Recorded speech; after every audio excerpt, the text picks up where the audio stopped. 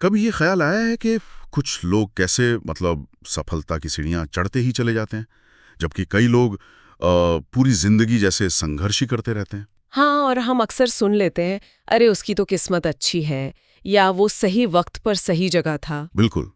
लेकिन आज हम एक ऐसी सोच पर बात करने वाले हैं जो कहती है कि शायद किस्मत उतनी बड़ी भूमिका नहीं निभाती। हाँ, जितनी हमारी अपनी सोच निभाती है। सही। और इस सोच को दुनिया भर में फेमस करने का क्रेडिट जाता है नेपोलियन हिल को। उनकी वो क्लासिक किताब थिंक एंड ग्रो रिच। हाँ, थिंक एंड ग्रो रिच। ये किताब सिर्फ पन्ने नहीं है, ये तो एक पूरा दर्शन है, एक तरह का ब्लूप्रिंट है जिसने पता नहीं कितने लोगों की जिंदगी बदली है। हाँ, और हमारे पास जो सामग्री है आज, वो इसी किताब के मुख्य विचारों का निचोड़ है। तो आज हमारी कोशिश यही रहेगी कि हिल के इस मूल मंत्र को समझें कि कैसे हमारी सोच, हमारे विचार सिर्फ सफलता ही नहीं बल्कि समृद्धि को भी अपनी तरफ खींच सकते हैं। बिल्कुल। और देखिए, ये समझना जरूरी है कि हिल की बातें कोई हवा हवाई नहीं थीं। उन्होंने अपनी जिंदगी के लगभग 25 साल लगाए। 25 साल। हाँ, और 500 से ज्यादा उस जमाने के सबसे कामयाब लोगों पर रिसर्च की। इनमें थॉमस एडिसन थे, हेनरी फोर्ड, एंड्रू कार्नेगी, मतलब बड़े बड़े नाम शामिल थे। वो जानना चाहते थे कि इन सब में कॉमन क्या है ना? एग्जैक्टली। क्या चीज इन्हें सफल बनाती है? और उनका जो निष्कर्ष निकला वो काफी चौंकाने वाला था। उन्होंने पाया कि ये जो अपार सफलता है उसका राज किसी फैंसी डिग्री में नहीं है या सिर्फ अच्छी किस्मत में नहीं है, नहीं, बल्कि एक खास तरह की मानसिकता में है, एक खास तरह के सोचने के तरीके में। उनका एक कथन है जो इस पूरी सोच का निचोड़ है एक तरह से। हाँ, उनका वो बहुत प्रसिद्ध वाक्य है, Whatever the mind can conceive and believe, it can achieve. जिसका हिंदी में सीधा सा मतलब है, जिस चीज की कल्पना हमारा मन कर सकता है और जिस पर वो पूरी तरह यकीन कर सकता है, उससे वो हकीकत में हासिल भी कर सकता है। सुनने में ये बड़ा सिंपल लगता है, पर इसके पीछे बहुत गहरा मनोविज्ञान है। बिल्कुल गहरा। लेकिन यहीं पर असल चुनौती शुरू होती है ना? हम सब सपने तो देखते हैं, कुछ बड़ा करना चाहते हैं। हाँ, चाहते तो हैं। पर जैसे ही पहला कदम उठाने की बात आती है, शक घेर लेता है, डर आ जाता है। क्या मैं ये कर पाऊंगा? ये मेरे बस का नहीं है। लोग क्या कहेंगे? हाँ, ये सवाल ये हमें रोक देते हैं। एकदम। और यहीं पर नेपोलियन हिल के सिद्धांत काम आते हैं। बिल्कुल। वो हमें सिखाते हैं कि कैसे इन अंदरूनी रुकावटों को पार करें, कैसे अपनी सोच को इस तरह ढालें कि वो सफलता को अपनी ओर खींचे। एक तरह से अपने मन को सफलता के लिए ट्रेन करना। हाँ, ट्रेन करना, बिल्कुल सही। हिल ने कामयाबी के लिए 6 मुख्य स्तंभ बताए हैं। आज हम इन्हीं 6 सिद्धांतों पर थोड़ा गहराई से बात करेंगे। ठीक है। ये हैं, पहला इच्छा यानी डिजायर, दूसरा विश्वास फेथ, तीसरा आत्म सुझाव ऑटो सजेशन, चौथा विशेष ज्ञान स्पेशलाइज्ड नॉलेज, पांचवा दृढ़ता परसिस्टेंस, और छठा मास्टरमाइंड यानी मास्टरमाइंड। तो चलिए पहले वाले से शुरू करते हैं। इच्छा डिजायर। हिल के अनुसार ये कोई ऐसी वैसी चाहत नहीं है, मतलब काश ऐसा हो जाता वाली फीलिंग नहीं। ये एक जलती हुई चाहत होनी चाहिए, एक बर्निंग डिजायर। इतनी तेज, इतनी प्रबल कि वो आपके ख्यालों पर हावी हो जाए, आपकी नींद उड़ा दे। हिल का मानना था कि हर बड़ी मानवीय उपलब्धि के पीछे यही धधकती हुई इच्छा शक्ति होती है। और जब ये इच्छा सच्ची और तीव्र होती है तो वो मुश्किलों के बीच भी अपना रास्ता बना ही लेती है। हाँ, यहाँ ये समझना जरूरी है कि हिल जलती हुई चाहत पर इतना जोर क्यों देती हैं। देखिए, साधारण इच्छा तो हम सब करते हैं, अच्छी नौकरी चाहिए, ज्यादा पैसा हो, बढ़िया घर हो। हाँ, ये तो आम बात है। लेकिन बर्निंग डिजायर इससे कहीं ज्यादा है। ये एक तरह की अटूट प्रतिबद्धता है, एक अनशेकेबल कमिटमेंट। प्रतिबद्धता? हाँ, जब आपकी इच्छा इतनी तेज होती है तो आपका लक्ष्य एकदम साफ हो जाता है। आप टालमटोल नहीं करते। ये जुनून आपको मुश्किल हालात में भी टिके रहने की एनर्जी देता है। मतलब ये सिर्फ चाहना नहीं है, बल्कि उस लक्ष्य के साथ एक हो जाना है। बिल्कुल, उसके साथ एकाकार हो जाना। ये बात सोचने वाली है। मतलब सिर्फ सपने देखना काफी नहीं, उस सपने के लिए एक जुनून होना जरूरी है। लेकिन कई बार लोगों में शुरुआत में शायद उतनी तीव्र इच्छा न हो। क्या इसे मतलब वक्त के साथ डेवलप किया जा सकता है? बहुत अच्छा सवाल है, और हिल का मानना था कि हाँ, इसे विकसित किया जा सकता है। अच्छा, कैसे? इसकी शुरुआत होती है अपने लक्ष्य को बिल्कुल साफ साफ तय करने से। आप क्या चाहते हैं, कब तक चाहते हैं और उसके बदले में आप क्या देने को तैयार हैं। फिर उस लक्ष्य के बारे में लगातार सोचना, उसके फायदे महसूस करना, उसे हासिल करने की कल्पना करना, ये सब धीरे धीरे उस साधारण सी इच्छा को एक बर्निंग डिजायर में बदल सकते हैं। तो ये एक मानसिक प्रक्रिया है। हाँ, एक मानसिक प्रक्रिया है जिसमें समय और कोशिश लगती है। अच्छा, तो इच्छा की नींव रखने के बाद हिल हमें दूसरे सिद्धांत पर लाते हैं, विश्वास, फेथ। वो कहते हैं कि शक या संदेह ये हमारी क्षमता के सबसे बड़े दुश्मन है। बिल्कुल। शक एक मानसिक जहर जैसा है। वो हमारी एनर्जी सोख लेता है और हमें जैसे पंगु बना देता है। वही दूसरी तरफ विश्वास एक बहुत शक्तिशाली उत्प्रेरक है, एक कैटलिस्ट है। हिल इसे एनर्जी मल्टीप्लायर कहती थी। Energy multiplier? हाँ, ये हमारी मानसिक और भावनात्मक ऊर्जा को कई गुना बढ़ा देता है।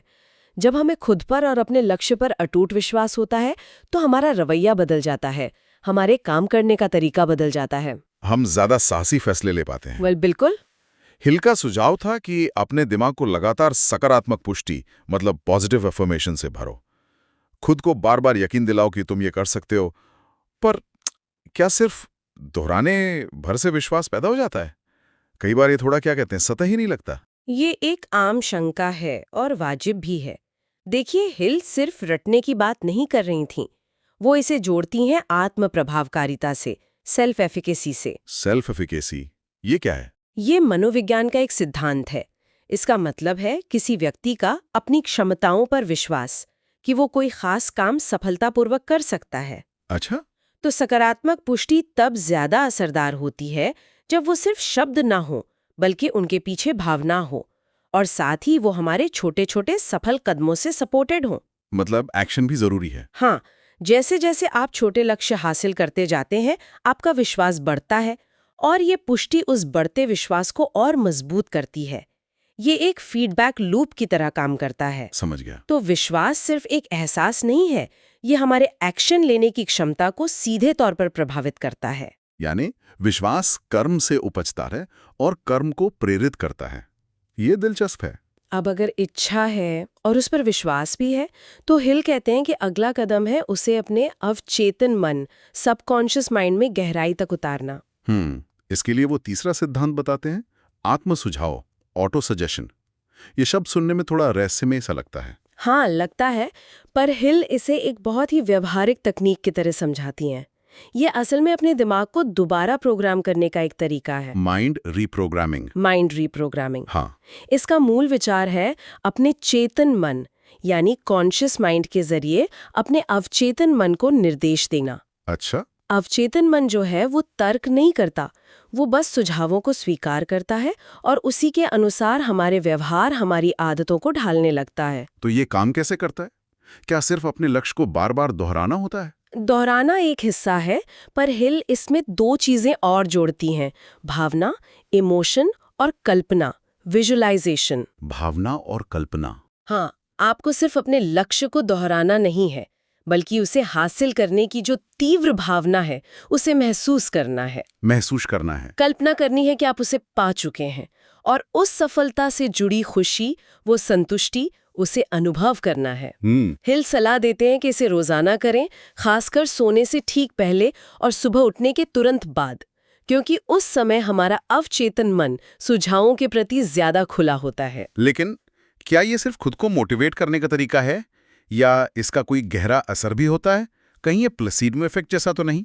प्लेसीबो इफेक्ट का भी इसमें रोल हो सकता है, पर हिल का मानना था कि ये उससे ज्यादा है, और आज न्यूरोसाइंस भी इस बात को समझने लगी है। अच्छा। हाँ, जब हम किसी विचार को बार बार भावना के साथ सोचते और महसूस करते हैं, तो हमारे दिमाग में नए न्यूरल पाथवे बनने लगते हैं। Neural pathway? हाँ, दिमाग के रास्ते। हमारा दिमाग उस विचार को एक वास्तविक अनुभव की तरह प्रोसेस करने लगता है।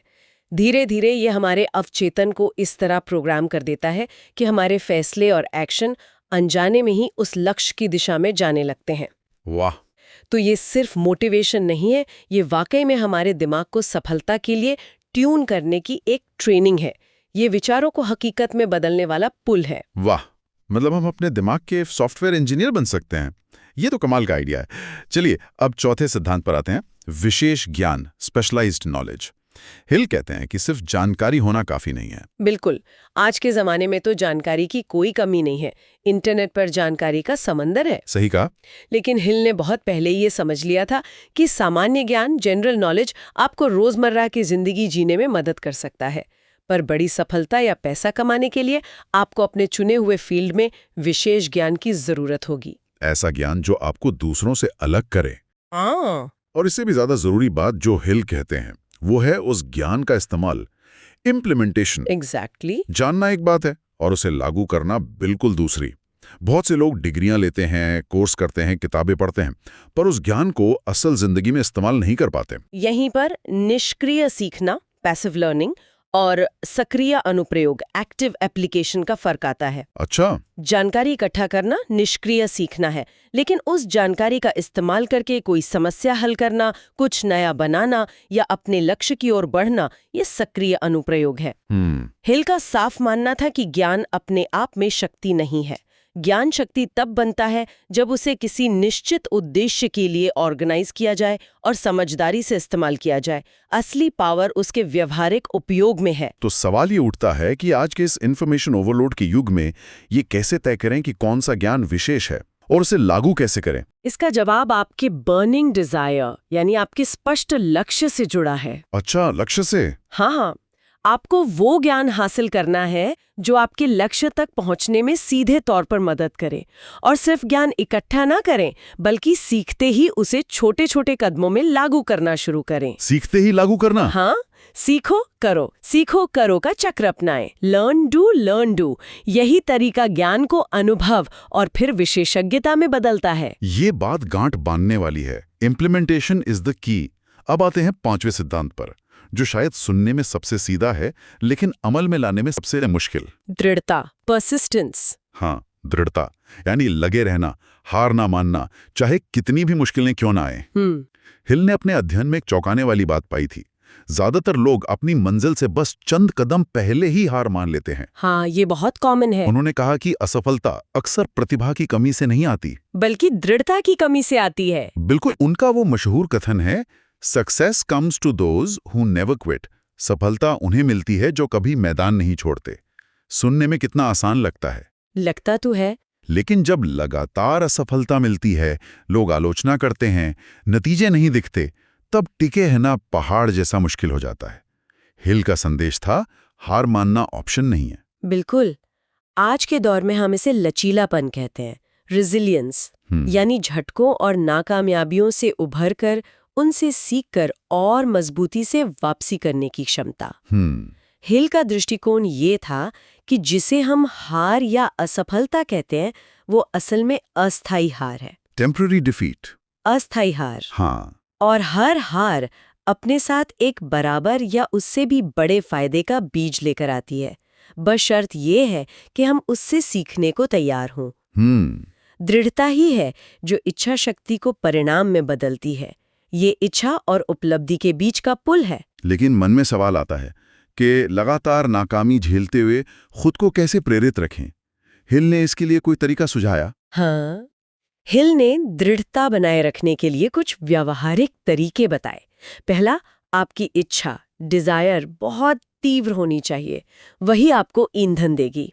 ठीक है। दूसरा, एक स्पष्ट योजना, एक प्लान का होना जरूरी है ताकि आपको पता हो कि अगला कदम क्या है। तीसरा, नकारात्मक विचारों और लोगों से दूरी बनाना। और चौथा, जो अगले सिद्धांत से जुड़ा है, एक मास्टरमाइंड समूह का सहयोग लेना। मास्टरमाइंड? हाँ, जो आपको प्रोत्साहित करे और आपको जवाबदेह भी बनाए रखे। और यही हमें छठे और अंतिम सिद्धांत पर लाता है, मास्टरमाइंड। मास्टरमाइंड ये एक बहुत ही अनूठा और शक्तिशाली विचार है। हिल का मानना था कि अकेले शिखर पर पहुंचना लगभग नामुमकिन है। एकदम सही। मास्टरमाइंड का सिद्धांत कहता है कि जब 2 या 2 से अधिक लोग किसी निश्चित लक्ष्य की प्राप्ति के लिए पूरी तरह सामंजस्य, हार्मनी के साथ मिलकर काम करते हैं, तो उनके एकजुट दिमागों से एक अदृश्य तीसरी शक्ति पैदा होती है, एक तरह की सिनर्जी। ये शक्ति हर व्यक्ति की अकेली दिमागी शक्ति से कहीं ज्यादा होती है। इसी को हिल ने मास्टरमाइंड कहा। हाँ। उन्होंने बैटरी का उदाहरण दिया था, है ना? एक अकेली बैटरी शायद एक छोटा बल्ब जला दे, हाँ। पर कई बैटरियों को सही तरह से जोड़ने पर वो एक कार स्टार्ट कर सकती हैं। इसी तरह इंसान अकेले सीमित हो सकता है, पर सही लोगों के साथ मिलकर वो असाधारण काम कर सकता है। बिल्कुल। इसलिए सोच समझकर अपना दायरा, अपना सर्कल बनाना बहुत अहम है। यहाँ ये साफ करना जरूरी है कि मास्टरमाइंड सिर्फ अच्छे दोस्त बनाना या नेटवर्किंग करना नहीं है। अच्छा। ये उससे कहीं ज्यादा गहरा और स्ट्रक्चर्ड है। ये एक सक्रिय सहयोग है, एक्टिव कोलैबोरेशन, जहां सदस्य एक दूसरे के लक्ष्यों के प्रति कमिटेड होते हैं, अपना ज्ञान, अनुभव, कॉन्टैक्ट्स बिना झिझक शेयर करते हैं, एक दूसरे को चुनौती देते हैं और मिलकर समस्याओं का समाधान निकालते हैं। ये विचारों का तालमेल है, सिनर्जी। हाँ, सिनर्जी, जो अकेले काम करने से हासिल नहीं हो सकती। लेकिन ऐसा ग्रुप बनाना और चलाना आसान तो नहीं होगा। सही लोग कहाँ मिलेंगे? और क्या इसमें ये खतरा नहीं कि सब एक जैसा सोचने लगे, जिसे ग्रुप थिंक कहते हैं? ये वैलिड चिंता है। सही लोगों को ढूंढने के लिए आपको ऐसे व्यक्तियों की तलाश करनी होगी जिनके मूल्य आपसे मिलते हों, जिनके लक्ष्य आपके पूरक हों और जो पॉजिटिव और सहयोग की भावना रखते हों। शुरुआत छोटे स्तर पर की जा सकती है। रही बात ग्रुप थिंक की, तो एक अच्छे मास्टरमाइंड ग्रुप में आपसी सम्मान के साथ साथ खुलकर अलग राय रखने की भी आज़ादी होनी चाहिए। अलग राय रखने की आज़ादी? हाँ, विविधता, डाइवर्सिटी, विचारों की, अनुभवों की ग्रुप को ज्यादा मजबूत बनाती है। नियमित स्ट्रक्चर्ड बैठकें और स्पष्ट उद्देश्य भी ग्रुप को असरदार बनाए रखने में मदद करते हैं। तो ये थे नेपोलियन हिल के सफलता के 6 स्तंभ। एक धधकती हुई इच्छा, अटूट विश्वास, आत्म सुझाव से मन की प्रोग्रामिंग, विशेष ज्ञान का सही इस्तेमाल, हार न मानने वाली दृढ़ता और मास्टरमाइंड समूह की सामूहिक शक्ति। इन सब का सार यही निकलता है कि बाहरी हालात चाहे जैसे भी हों, असली खेल तो हमारे दिमाग के अंदर चलता है। बिल्कुल, हमारी सोच ही हमारी हकीकत तय करती है। हिल का पूरा दर्शन इसी नींव पर खड़ा है कि हम अपने विचारों के स्वामी बन सकते हैं। और जब हम अपने विचारों पर नियंत्रण पा लेते हैं और इन सिद्धांतों को जीवन में उतारते हैं, तो हम उन लक्ष्यों को हासिल कर सकते हैं जिन्हें हम सचमुच चाहते हैं। और ये सिद्धांत आज भी उतने ही प्रासंगिक हैं? हाँ, शायद आज की इस जटिल दुनिया में और भी ज्यादा। सही कहा। जैसा हिल ने बार बार जोर दिया, the starting point of all achievement is desire. हर उपलब्धि की शुरुआत एक इच्छा से होती है। अक्सर हमारे सपने छोटे नहीं होते, हमारी सोच उन्हें छोटा बना देती है। हम खुद पर सीमाएं लगा लेते हैं। और इन सिद्धांतों को जानना एक बात है और इन्हें जीना बिल्कुल दूसरी। हाँ, ये सच है। असली बदलाव तब आता है जब ये सिर्फ जानकारी न रहकर हमारे व्यवहार का हिस्सा बन जाते हैं। तो आज से ये कोशिश की जा सकती है कि अपने शक को नहीं, अपने सपनों को सींचे, उन्हें अपनी ऊर्जा दें। बिल्कुल। क्योंकि नेपोलियन हिल के शब्दों में सोचने वाला ही अमीर बनता है। और यहाँ अमीर का मतलब सिर्फ दौलत से नहीं। नहीं, बिल्कुल नहीं, बल्कि जीवन के हर पहलू में समृद्धि, संतुष्टि और सफलता से है। हाँ, ये वाकई एक परिवर्तनकारी नजरिया हो सकता है ही। और जैसा कि हमारा रिवाज है, जाते जाते अपने श्रोताओं के लिए एक सवाल छोड़ जाते हैं जिस पर वो विचार कर सकें। अगर हिल सही है कि हमारी हकीकत काफी हद तक हमारी सोच से बनती है, तो आज आपके मन में वो कौन सा एक सीमित करने वाला विचार या विश्वास है जिसे बदलकर आप अपने लिए एक नई संभावना का दरवाजा खोल सकते हैं? सोचिए। हाँ, सोचिए। अगर आपके विचार ही आपकी सीमाएं बनाते हैं, तो उन सीमाओं को तोड़ने के लिए आज, अभी आप पहला छोटा कदम क्या उठा सकते हैं?